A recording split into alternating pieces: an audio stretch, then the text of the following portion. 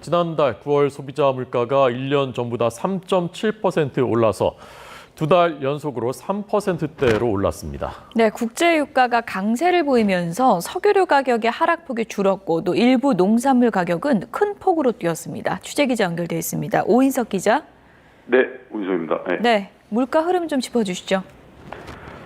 네, 통계청은 지난달 소비자 물가 지수가 1년 전보다 3.7% 올랐다고 발표했습니다. 이는 지난 4월 이후 5개월 만에 가장 높은 상승률입니다. 지난 6월과 7월 2%대로 둔화했던 소비자 물가는 8월 3.4%에 이어 두 달 연속으로 3%대를 기록했습니다. 국제 유가가 가장 큰 요인으로 작용했습니다. 석유류 물가는 4.9% 내려 8개월 연속 하락세가 이어졌지만 하락률은 고유가 영향으로 지난 2월 이후 가장 낮았습니다. 석유값 하락세가 둔화하면서 전체 물가 상승률을 밀어 올린 셈입니다. 통계청은 국제유가 상승에 따라 석유류 가격의 하락폭이 둔화했다며 국제유가 추이에 따라 앞으로 물가 흐름이 달라질 것 같다고 설명했습니다.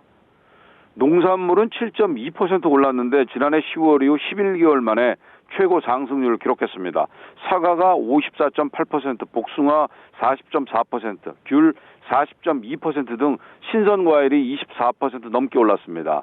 신선과일은 계절과 기상 조건에 따라 가격 변동이 큰 과실 품목들입니다.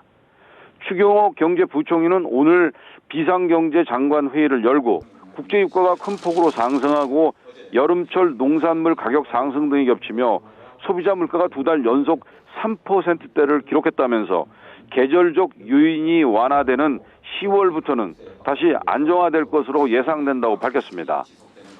하지만 10월 들어 지하철 요금과 우유값이 오른 데에 이어 맥주값 인상까지 예고되면서 물가 상승세가 꺾이지 않을 것이라는 우려가 커지고 있습니다.